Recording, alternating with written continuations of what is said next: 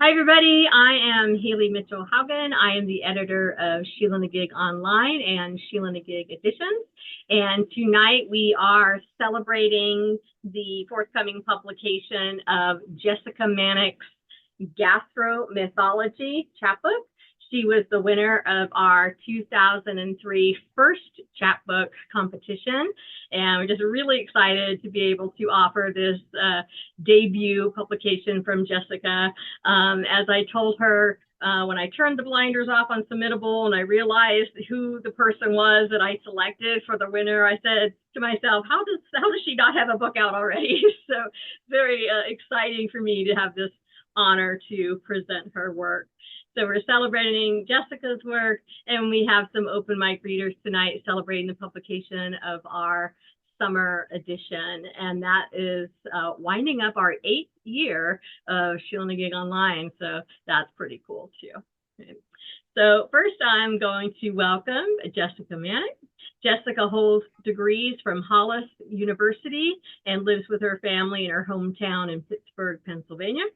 Her writing has appeared widely in anthologies and journals, including Still the Journal, Swim Every Day, and Fine Print, and has been nominated for a Pushcart Prize. She's a recipient of the 2022 Curious Creators Grant. Maybe you could tell us about that. And again, this is her first book, so very excited to have you just here, Jessica. Hope you'll tell us about your inspiration for the book and these wonderful poems. So welcome.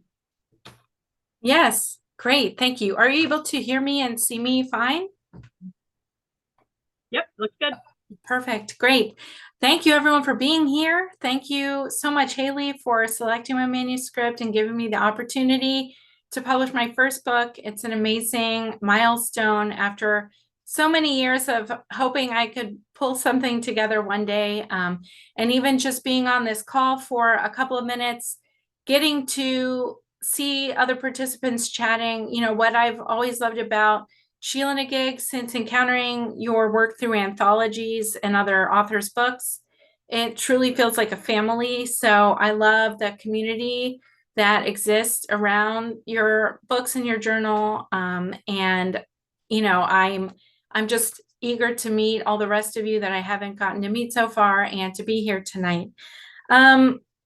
So yeah, I am an emerging writer who is in midlife. I studied creative writing and then, you know, sort of lost the thread for a number of years just between working and starting a family. And so this collection represents things that I've really written over the last 2 decades, partly when I started to notice that I had a lot of poems about food and nourishing, how we nourish each other or nourish the environment and vice versa. Honestly, the pandemic was sort of a kick in the pants to begin this volume because in that time that we were all at home, I started researching my ancestors. I found out things. The first poem that I'm going to read is about my great-great-great-grandfather. And I didn't know this until just a couple of years ago, but he actually wrote poems himself to memorialize members of his family that prematurely died. And I just became so compelled to get their stories down, to honor his impulse, to remember the people that were not there, the women that have been part of our family that are not around anymore. And I actually lost my job during the pandemic too, which really gave me just a new freedom to focus on writing again. So I'm going to start with my first poem is called The Ring Bearers, and it's for Joseph Hall, 1845 to 1908. Joseph strode deep into the woods. He did every day, raised in them, rich from them, but this day was different, with Alice gone forever, yet still there, at rest in the front room. She had just learned to walk, but the fever bested her, put her to sleep forever. And he knew that the other children needed to see his strength, his faith, even when he could not be sure of it himself. So it was only in front of the hemlocks that he wailed, the trees breathing in his exhalations, his carbon dioxide to use for sugars, to add mass, the sum of all that year's inputs. The rings, buried deep, trapped his grief to hold it forever. The cries locked inside, 1886, 1887, 1888, when he lost his babies to typhoid. First Alice, then Hattie and Bessie, all gone before the age of 3. How wrong that these unloving monoliths should endure. But they did, and grew fat on the weeping. And with the trees, Joseph fed his family, felling the elders to send down the rivers, down the Clarion, the Ohio, the Mississippi, towns and houses springing up as quickly as the wood came, made sturdy from the names of the lost. So I really wanted to think about our connection to the land. That was about a group of my ancestors who lived in the same place for a very long time. But after that, really, in Pennsylvania, the forests were decimated around the turn of the century, the 20th century. And so then a lot of my family moved to Maryland. They bought a big piece of land and made this sort of compound on it, which was good in some ways and bad in others, I think, because they became isolated. And a lot of my book is about the agency of women and what they felt gave them any kind of power or choice, in their day-to-day lives. And, unfortunately, I think for a lot of women, maybe the choice not to parent was a revolutionary choice that they could make at the time. And so this is sort of about that. The smallest town in Maryland. Port tobacco was long exhausted. No more tobacco, no port, just a sleepy cove off the Potomac. The grandmothers and mothers were tired too, filled their children's pockets full of money, hoped it was enough to buy an afternoon of peace, whichever way they fled, by land or water, enough peace to polish off a bottle, maybe even a day or 2 or 3, sleeping in their week-old beehives, maybe leaving some keys for them to find, hoping they'd pile into a car and head to the next town, maybe over to Pope's Creek, to the crab shack, busy for a while with a bushel, the children scavengers like their dinner, the crabs just like their mothers, trapped and forced to be food. And the crabs never learned. It happened over and over, the skittering into the traps, the falling into the pots, the bodies breached to release the meat, as easy to end as to create life, the mothers walking that line until breathing their last, turned by rage into ash and thrown into the river. No notice posted. Whoever read the news? The papers lined the tables, buffers between the old bay and the heirlooms, protecting the relics while the children learned. Maybe they'd finally learn. There was no dinner without someone's broken back. And I think a lot about parenting with intention and also knowing the past and the people of the people who had come before me. And so I think I choose to approach parenting. I'm the parent of 2 small children, and choosing to do things in a more intentional way informs a lot of my life and what I write about. So as I mentioned, I spent a lot of time working in a corporate setting and just spending so much time in cubicles in these white rooms. And I wanted to write, and I couldn't. But oddly enough, when I was nursing my daughter and spent a lot of time in the mother's room pumping milk for her while I was at work, in a weird way, that led me back to poetry, because it was kind of the most quiet, still place I had been in a really long time. So again, thinking about being food, what is it to be food, after, eating food all your life, to really become food, is what I was thinking about with this piece. In the mother's room, the milk comes drop after drop in line, an army of nourishment. The milk comes without being asked in words, when it can't yet be summoned with words. The milk comes to the chatter of a pump, backhoe, backhoe, backhoe, steady as a clock, plinking into bottles like I'm sweating pennies, like I'm full of money. The milk comes even when I hate myself, through rain and snow and heat and gloom of night. She gets the best of me. She gets the worst of me. The milk comes, and some days it's the only thing I do well. The milk comes, and some days it's the only time I sit still. The milk comes even when I'm not sitting still, carrying the baby as I check on her brother, careful to not disengage her. I undo a lifetime of being taught that some things should be covered up, try to stifle the siren by giving her what she wants. And the milk comes, mostly from righty, lefty's a slouch. The milk comes, and no one understands just how tired being food makes you, how hungry being food makes you.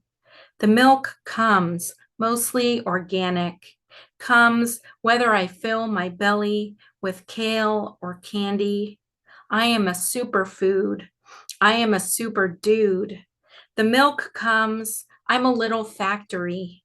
The milk comes, and I'm a secret agent, moving food in secret, border eschewer. Is this commerce? Should my transport be taxed? I panic at a lack of snacks. Hunter, gatherer, the milk comes, and I'm simply mammal, not human, not hominid. The milk comes, and I squeeze to move it along, curb the urge to moo, to chew my cud. The milk comes in buttery fountains, in sugary showers, but it tastes like time. The milk comes, even when I forget to write, make more milk on my to-do list. The milk comes whether I remember to make it or not, soaking through my t-shirt as I sleep, souring the sheets, scoffing at my hatred of waste. The milk comes, and I am deflated, suddenly unbuxom, gone from bombshell to momshell. The milk comes, and the baby grows fat, too fat, an overproofed loaf, angry skin raw inside the rolls, waiting for her to grow long instead of wide. News of my guts, immunity juice, the milk comes, the thread that connects us, a dinner, an honor, an armor. And yeah, I mean, the monotony, I think of that refrain. Thank you so much. Thank you for that. Is really just that monotonous feeling, that sitting there. I think if you've gone through nursing a baby in that way, it just radically changes your relation to time and utility, productivity. But working in an office was hard for me in a lot of ways, because there are so many meetings. You want to be writing poems or reading poems, and you're just sitting in another lunch and learn. So this is about one of those meetings. The man from the Bluebird Club gives a lunchtime presentation over chicken salad sandwiches. His topic, the preservation of the habitat of the eastern bluebird, a protected species. Our employer gives us a break from our cubicles to show their support of wildlife. If we can make a place for nesting, maybe everyone will forget about the chemicals. Outside our window, the accountants play cornhole, tallying and bellowing. The man explains that the house sparrow is not from here, but introduced and invasive. They displace the native bluebirds, prevent them from thriving. He explains how to catch them in a burlap sack, snap their necks, ensure quick deaths. Do our part. I went to this talk because I love birds, not because I feel capable of murdering them. I want to say, come sparrows, I'll feed you, native or not. I know about thriving without belonging. And this is another just pondering life and the phases of life and aging and all that good stuff that I have the privilege to have. Core competency. Every woman contains multitudes from the moment of her birth, millions of eggs waiting inside her. Each month, the release happens, often without notice, the next precious cell queuing in the pinball chute. But as one ages, the urgency asserts itself, the potential of fertility dwindling, number of cycles finite, and we feel it even more acutely, the camel squeezing through the needle's eye. Is pain even pain until we give it a German name? Something guttural like the groans one makes on the chaise, Mittelschmerz, middle pain, the twinge in the core of your being, in the center of every cycle, the insistent clock, the cranky jalopy. The pain intensifies as does the scrutiny, as catcallers squint, wonder if they should whistle or grimace. Mittelschmerz, this pain of being in between, neither sylph nor crone, forced to go on making my face each day. I gasp over the stove, feeding the babies and the grandmas, never rester in the center of this home, and I call it Mittelschmerz. So many middles to be in, the cheese in a family sandwich, the middle of an administration, mid-coup, Midwestern, surrounded on all sides, wondering if I should dig a hole down, if that might buy me a private minute in the warm center of the earth. In the warm center of my girth, Mittelschmerz, that kick in the ribs that says, it's sexy time, bitch. Let me not forget that I wield great power. Let me name it so that when it's gone, there's a word for what I lost. Thank you so much, everyone, for being here tonight. I have one more short one, and I have a prop because I noticed today in the front yard that we have our first ripe tomato in Pittsburgh on June 27th, and that is not usual. But when I grow tomatoes, this is what I aim to do. Sweet quantifications. I want my children to glide through the world unencumbered, without the burden of worry over the invisible labors behind it all. I don't need them to see me making the socks clean, staying up late to wash them. I want them to run through fields, not lament my obligation. Maybe they'd be cognizant of a small tension, the way a head pinches a bit with the drop of barometric pressure.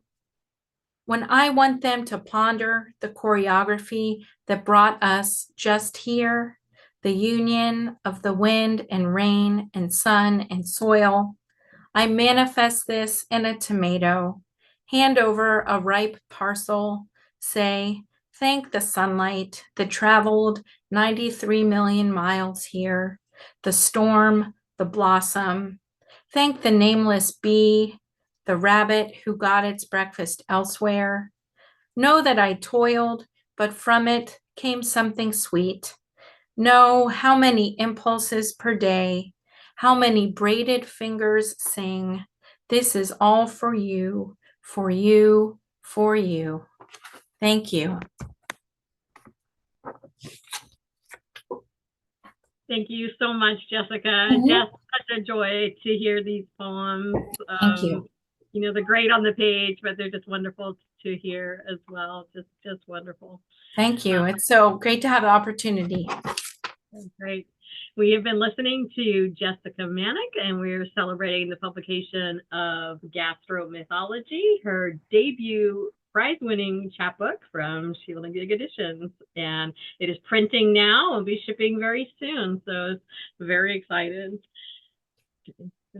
We're going to be moving into the next portion of our evening, which is our invited mic section. We have contributors to Sheila-Na-Gig Online, volume 8.4. That is our summer 2024 issue. And we are going to kick it off with our friend in California, Michael Dwayne Smith. Hey, Michael. Hello again, everyone. And thank you, Haley, so much for this summer reading series. It's fabulous, and I'm going to be attending every one of them. You have to forgive me a little bit. I'm just getting over a cold, so it don't sound terrific, but we'll give it our best shot. And if I appeared for a moment slightly distracted while I was thoroughly enjoying those readings from Jessica, it's because I was ordering the book. So that's what that was all about. You know, I just make a quick note here that the man from the Bluebird Club, I loved all of them, but I loved that. But in the Mother's Room, that is just really, I don't even have words for that. It's just really a fabulous poem. And I can't wait to share it with my daughter-in-law. And more on that in a minute, because it'll relate to the second poem that I have for you tonight. The first one is, of course, from the latest issue of Sheila-Na-Gig. And it is entitled Messenger Without Umbrella. The generous puddle that grows in our driveway from leaky sprinklers looks like a hole full of stars tonight. Magnetic splurge, burning arc, I feel hope. Not the greeting card variety, more a murmur, a nanosecond of gentle elemental fire. Ashes to ashes, dust to dust, that's the stuff of eternity, and so I am eternal. Don't bother to try and get at the I. Alan Watts said, trying to define yourself is like trying to bite your own teeth. That's a crater full of stars, too, a jaw gnawing at supernovas and black holes. That's chasing the idea of self. I don't believe in whispers or wet umbrellas. Don't believe in belief. The little blue-white lights in this accidental pool seem a piece of chance advice, by way of Duchamp, perhaps. Marcel would ask, did you know God's mother was a hairdresser? And I'd say, no, but it figures. My grandmother was a red-haired universe, and she managed her own salon for nearly 50 years. Okay, and this second one that I have for you, I became a grandparent for the first time this last November. Certainly life-changing event there. And when that occurred, I found myself writing a poem in conversation with my mother, who died in 2002. It's one of those strange cases where for all the things that I've written over the course of time, I generally have had a difficult time writing directly about that. But anyway, that's kind of the context of this poem, which is called Come from the Blinding Light and Hear. Let me tell you about the riotous golden rock daisy bloom along the riverbank and how no one can get enough of the new mare. You'd go gaga over her. Blue, gray, and white scrub jays have nested in the sugar bush. This morning, I watched them collect shiny objects to stash in their twigs. As of today, our chit-chat has been a clandestine language for 22 years. Out loud or by way of pen, words snagged in my throat, flesh on barbed wire. Until now. I still feel your palm in mine when you slipped away. See the fear in your morphine-doused eyes when the moment came. Your voice is clear, though you've revealed zero about Kingdom Come. That's okay. I garden, even tend the roses for you, have no fear of horses, and listen to every sort of bird for news of spring. Let me tell you about your great-grandson's smile, his eyes, how he dozes swathed in my arms. I whisper your name secretly in his immaculate ear. Thank you. Those are great. So excited to be here tonight. I'm JC Reilly, and my excitement is I live in Marietta, and this is my excitement. So these are this is the first poem I'm going to read. Two truths and a lie. 1. The first time I kissed you, I literally saw stars. They were hanging from the ceiling at Evelyn's party on spiral tinsel. You cut them out yourself, you said, and I believed you. They may as well have been real, all silver spangled and shiny, the way you made me lose my breath, a night sky with no moon. 2. The night you left me for good, you cried flowers, blooms large as peonies and small as forget-me-nots. You said you could not pick the padlock on my heart, but I saw you in reflection. Regrets filled the room like swans. My heart was open. The windows and doors were open. 3. The kettle on the hob no longer whistles, but the tea it makes keeps you warm, you said. The last time we saw each other. That Thursday, I stopped by to check on you.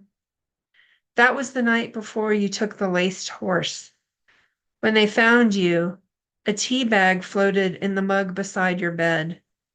You could not even wait to finish your tea. Thank you. The second poem is a golden shovel after Bryan Adams' song, Summer of '69. This one's called Summer of '95. Cell Block, our favorite bar, went to hell. Oh, maybe in '95, right when summer was starting. Nicole and I and Dolores followed the crew, looking for a new hangout, back to 941 Captain Shreve Drive, Brian Rogers' pad, which now is just a house again, but at that time was where all the cool summer hookups were happening. It seemed so normal, a plain brick ranch, to anyone who looked at it. The last thing you'd expect was a forever party, but weekends started Thursdays and sometimes Wednesdays if the mood was right. The mood was always right. I found a hookup of my own, a muscly guy named Tom who had locked his eye on me the moment I first walked into the place. We'd make out in private, a choice I didn't regret because he was all octopus. And yeah, for sure, a good kisser. Everyone knew, but I'd pretend discretion like little birds always flitted around every time he said, "Want to go outside?" The gang let us be alone, though Nicole would smirk there in the living room as we escaped.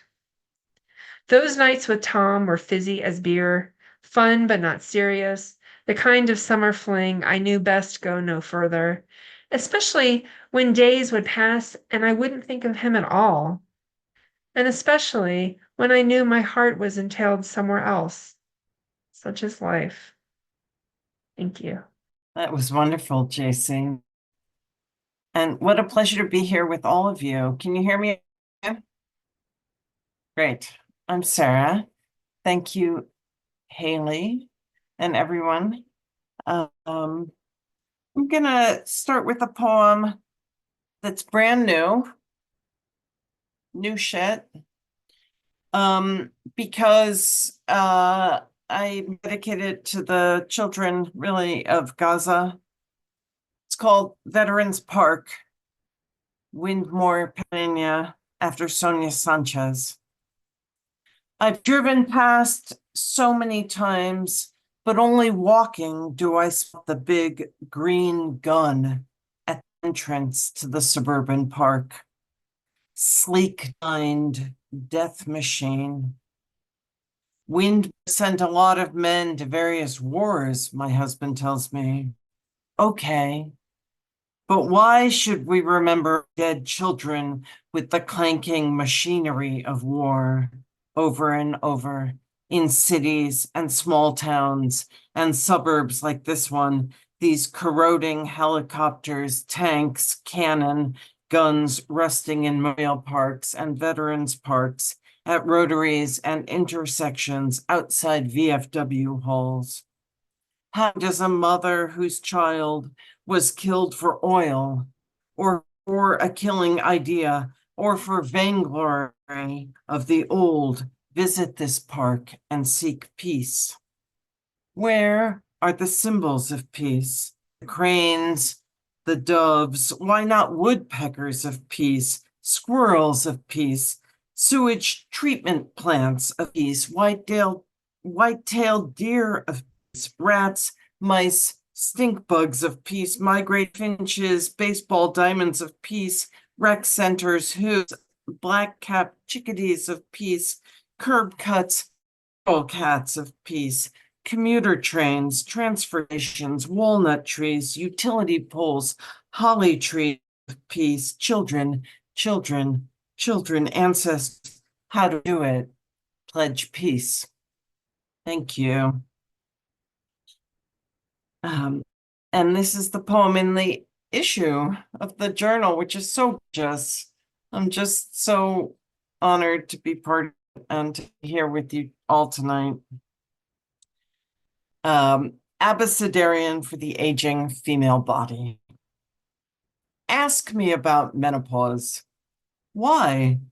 Because hardly anyone ever does, causing men to look away and younger women to dash their own hopes of evading time and all its future wrinkle and wisdom sag. Go ahead, ask me. Hot flashes in January. I mean, come on. I just took off the sweater and the scarf. Keep them here on the back of the chair and let them take a break till I'm cold again. Motherfuck, cold again. Layer. Nobody asks because spring? Obvious? But if so, we'd know more, perhaps. We wouldn't have all these damn questions. Our beloved libidos that roared like engorged rivers, now little wee streams. The universe again signaling to any who pays attention, time's ultimate destination. Oh, vanity.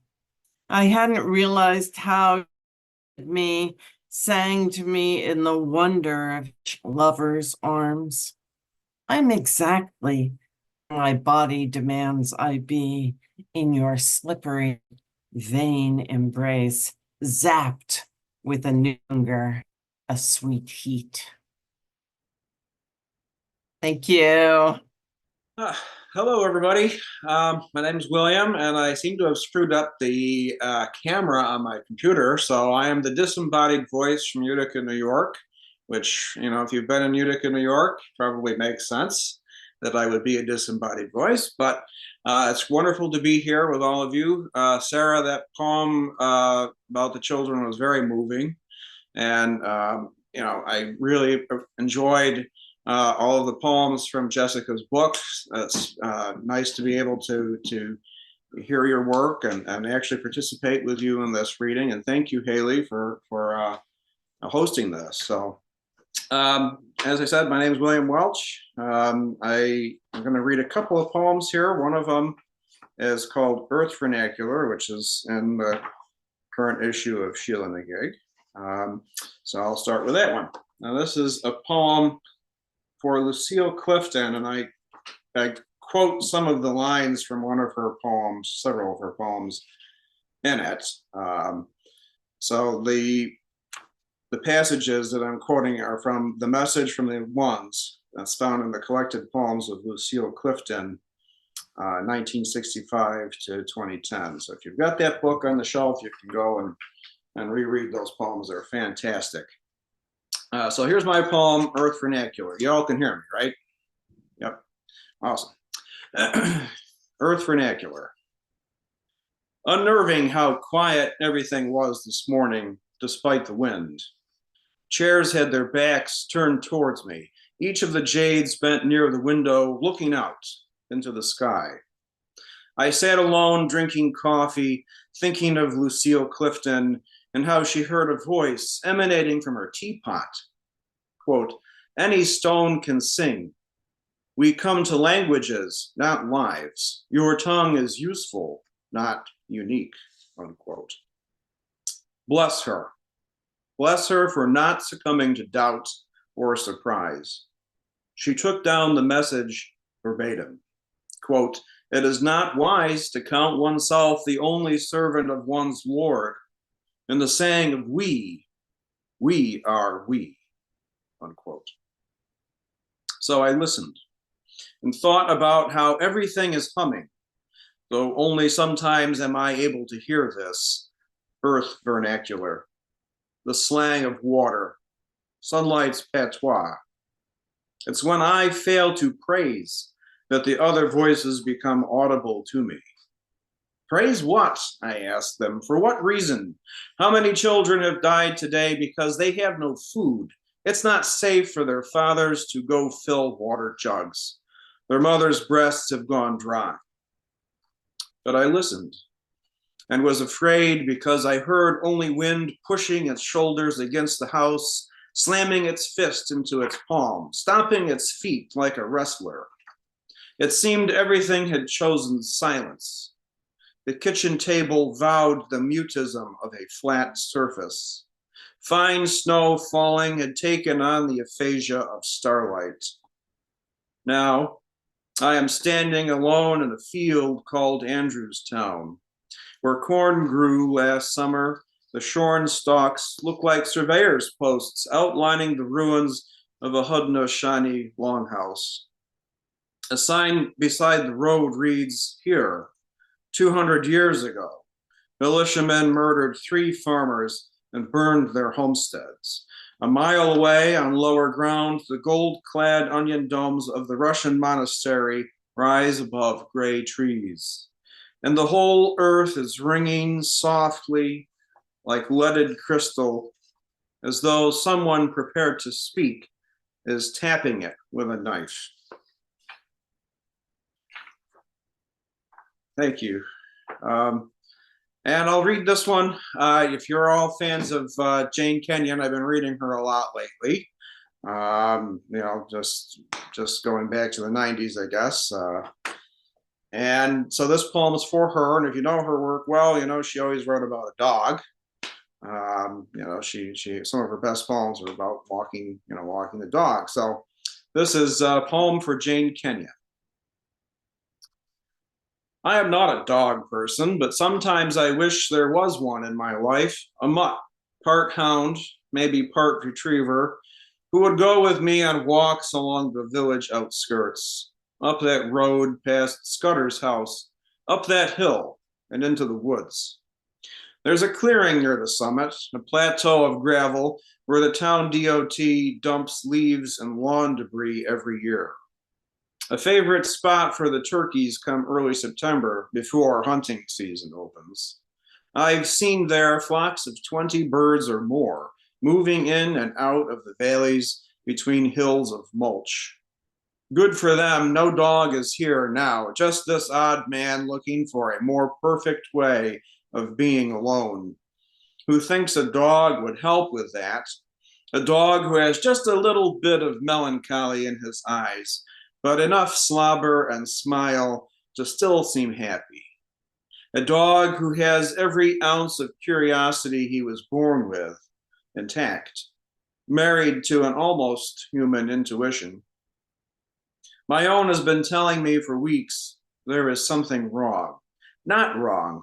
It's like cutting into an onion and finding the green sprout has begun in its center. At work, one of the nurses told a story about how her friend had a Freudian slip. Instead of saying, "How's your brother?" she asked, "How's your baby?" A week later, the woman learned she was pregnant. As in all things, what I have is the imperfect, a partial solitude, a piecemeal sense of where I am.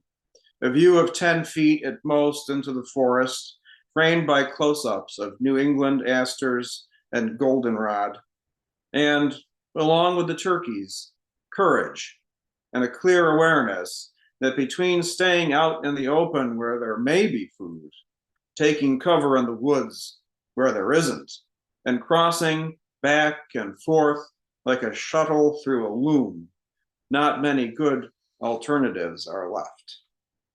Thank you, everybody. That was amazing, William. Thank you, everybody. Thank you, Haley. And congratulations, Jessica, on your book. I'm Candice, and I'm going to read my piece that is in the issue, the latest issue of Sheila-Na-Gig. And Sarah, like you, this one is an abecedarian, but it's reverse. So I start with the letter Z. It's called Experts Say Reciting the Alphabet Backwards Helps Manage Stress. Zucchini rots from small bruises on the blossom, much as your hands budded plum from piling firewood into the Durango. Jimeno Avenue and a Los Angeles sky, we wanted a fire where once we wanted nothing but each other. No one Van Morrisoned like us in bed, like two seeds planted. I can't usher squash, corn, or pull beans from Georgia red clay today. Intentions fail. And Augusta's fall line creates two soil zones. You collected so much kindling then, felt no reason to leave dried twigs and branches in the underbrush. Quiet as a vine borer, you delivered boughs to our front porch. Logs you rolled from felled trees, limbed and bucked, obstructed the hallway of our mid-modern century. Life never promised the right size hearth. You stoked the embers morning and night, obsessing over the flu and poker, losing the point of warmth. Here we find our fall line. Feral kittens birthed in our bed, and now you sleep on the closet floor just to be near the litter, silent as ash. You like to collect. I cannot be an accumulation, will not play your compilation, hoarding into the mystic. We are Piedmont and coastal geography run through by a Mesozoic shoreline of oblique slip faults. Before leaving you, I planted winter vegetable seeds, explained that squash, corn, and beans are called the three sisters, determined to nurture each other in the soil like family. Are cold sticks and seeds the final blossom, the end of a marriage broken like 20 years of rot? We prune, find tiny bruises, ask too much of language with our endings, beginnings. Thank you. Okay, and this is from my chapbook that came out with Boats Against the Current in March. It's called Postcards from the Masthead, and it's nautical themed. I'm a Moby Dick nut, and it's all about the failure and success of communication, the difficulty of communicating. So this one is called Closed Caption for the Hearing Impaired. Closed caption for the hearing impaired is shockingly slipshod on YouTube's DVD to DivX of the Hardy Boys' Nancy Drew Mysteries, uploaded by Lise Engen-Hogan, a Norwegian with 2.14 thousand subscribers and a shared love for 1977's Mystery of the Ghost Writer's Cruise. Where a total lack of punctuation is the least of the problems, which include an introduction to Mr. Adams' niece, Catfish, shortly before the announcement for Mrs. Ferguson, whose husband is the main lout, and the sound of ocean waves, dubbed as music, or doors opening on the captain's bridge, dubbed as applause. For some of the captions that are painstakingly correct, despite the complexity of often using chess terms as veiled threats, and the wordy retort, "You certainly are liberal with your plurals," while the easier phrases remain a ghostwriter's mystery, such as Miss Rivers, who throws darts like a chimp, and famous Mr. Adams, who coffin takes a nap in the after pool. I find it cruel, the confusion of hearing impaired viewers who think George Fane rude for labeling the activities director very attractive in the wrong way, before he announces his Mr. Olympics contestants for the title of Miss Regular's Lying, and Nancy congratulates George for already scoring a big cancer report.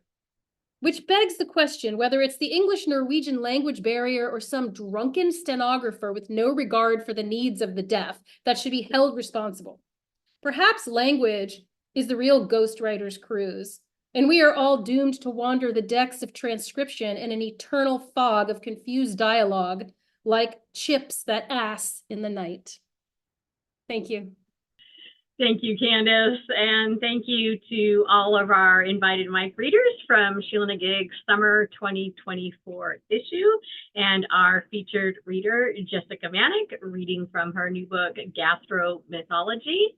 And you can find all of our publications and our volumes at www.sheila-nagigblog.com. Thanks for stopping by.